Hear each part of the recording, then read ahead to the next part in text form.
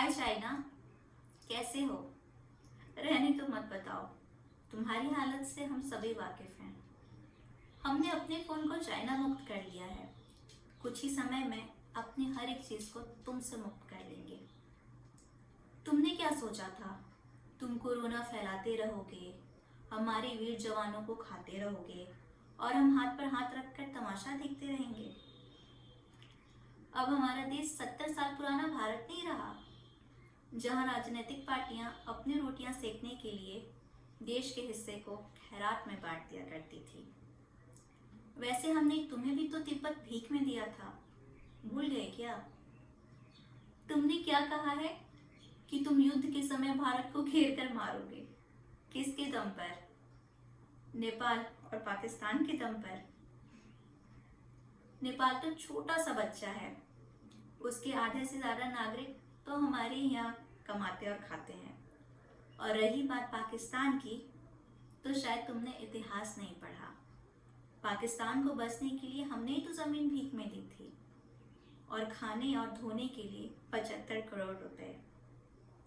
कारगिल का युद्ध, उरी के लिए सर्जिकल स्ट्राइक और पुलवामा के लिए एयर स्ट्राइक, ये सब भूल गए क्या?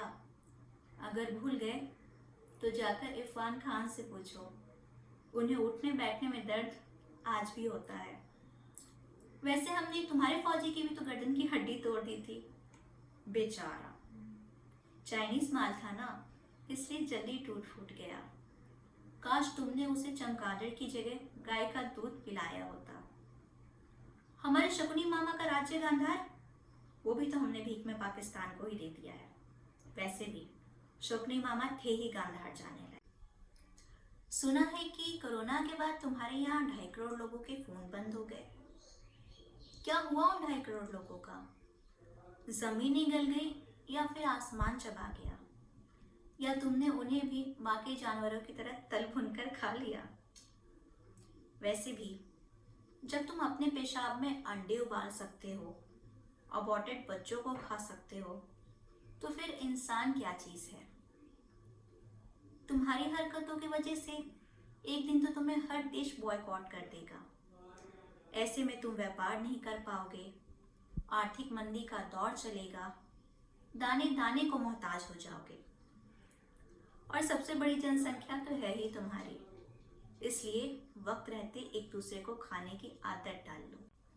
तुमने क्या सोचा, तुम्हारे प्रोडक्ट्स के बिना हमारी जिंदगी नहीं चलेगी?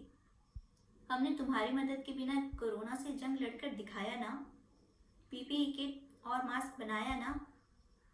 जब हमने तुम्हारा पास्ता, चाउमीन और सुअर भरा मोमोज तक बना लिया, तो फिर कंप्यूटर और मोबाइल क्या चीज़ है? मेक इन इंडिया के सामानों का इस्तेमाल करेंगे। तुम्हारे आने से पहले हमारे पास फ़ोन नहीं था क्या? था ना। तो फिर ज़्यादा प्रॉब्लम हुई तो एप्पल का सबसे सस्ता वाला 25,000 का सेट खरीद लेंगे। गलती से भी ये मत सोचना कि हमारे पास पैसा नहीं है। पैसा तो हमारे पास बहुत है, बस हमने कभी घमंड और दिखावा नहीं किया। हमारे यहाँ तो माइग्रेंट लेबर्स के भी जेब में 20-20 हज़ार का फ़ोन रहता है। शायद तुम्हें पता नहीं है, अभी कोरोना की वजह से हमने अपने पीएम रिलीफ फंड में इतना पैसा दान किया है कि हमारी आधी से ज़्यादा जनसंख्या मार्च से लेकर नवंबर तक आराम से बैठ कर खाएगी। तुम गलवान घाटी में हमें अपने हिस्से का सड़क क्यों नहीं बनाने देते? हमने तुम्हें तिब्बत भीख में दिया, योग भीख में दिया, यहाँ तक कि जिस धर्म को तुमने सबसे ज़्यादा अपनाया है, वो बौद्ध धर्म भी तो हमने ही तुम्हें भीख में दिया है। अब तुम्हें भीख में अरुणाचल प्रदेश सहित और क्षेत्र भी चाहिए। तुमने क्या समझ रखा है? हमने हाथों में चूड़ियाँ पहनी है, जो तुम एक एक कर हमारे हिस्से को हथियाते जाओगे और हम बैठकर तमाशा देखते रहेंगे। चूड़ियों से याद आया, महारानी दुर्गावती, कर्णावती, पद्मावती और झांसी की रानी ने भी तो चूड़ियाँ पहनी थी, लेकिन उन्होंने अपने कौशल और कूटनीति के दम पर मुगलों समेत फिरंगियों को भी न जाने कहां कहां से चने चबवा दिए थे। और तुम तो ठहरे चाइनीज माल, चने देखते ही बेहोश हो जाओगे, चबाने की तो नौबत ही नहीं आएगी। ताइवान कहता है वो तुमसे आज़ादी लेकर रहेगा। तिब्बत खुद को तुम्हारा हिस्सा नहीं मानता। तुम्हारे 23 पड़ोसी मुल्कों ने भी मुसीबत के वक्त तुम्हारी मदद नहीं की। तुम्हें अमेरिका ने लथाड़ा, रूस ने लथाड़ा, भारत ने लथाड़ा। इतना सब कुछ होने के बावजूद तुम गए भी तो किसके पास? पाकिस्तान के पास, जो खुद ही कटोरा लेकर देश देश भीख मांग रहा है। अगर इतना ही है तो नाइजीरिया के पास चले जाते। गरीब है तो क्या हुआ, उसके सर पर कलंकों का बोझ तो नहीं। लेकिन ये सब तुम्हें कहाँ समझ आता है। इतना जलील होने के बावजूद भी कितना टंच होकर जीते हो। शर्म का भी पकौड़ा तलकर खा गई क्या? तुम्हें तो पता ही है, भारत सोने की चिड़िया थी। तुम फिरंगियों की छिछोरी हरकतों की वजह से सोने की चिड़िया ने खुद को सोने के शेर में तब्दील कर लिया है। देखा है ना मेक इन इंडिया के शेर को। तुम्हें तो ये भी पता होगा कि ड्रैगन धरती पर से कब का विलुप्त हो चुके हैं, लेकिन शेर युगों युगांतरों से चला आ रहा है। अब हमारे देश के बच्चे चाइनीज खिलौनों से नहीं खेलेंगे, बल्कि मिट्टी से बने शेरों से खेलेंगे, ताकि वो मातृभूमि की मिट्टी की कीमत समझ सकें और बड़े होकर देश के शेर बनेंगे और देश की रक्षा के लिए हंसते हंसते इसी मिट्टी में मिल जाएंगे और उफ तक नहीं करेंगे। उड़ी में तो तुमने हमारे गहरी नींद में सोए निहत्थे शेरों पर वार किया था। अगर वो शेर जागे होते ना तो उन पाकिस्तानी आतंकियों को ऐसा चीरते लसेरते ना कि उनकी बोटी भी नहीं बचती कफन लेकर दफन होने के लिए। भारत के केंद्र में कमल खिला हुआ है। तुम डोकलाम और गलवान को भूलना मत। मोदी जी गए थे अभी फौजियों के पास हाउस द जोश पूछने।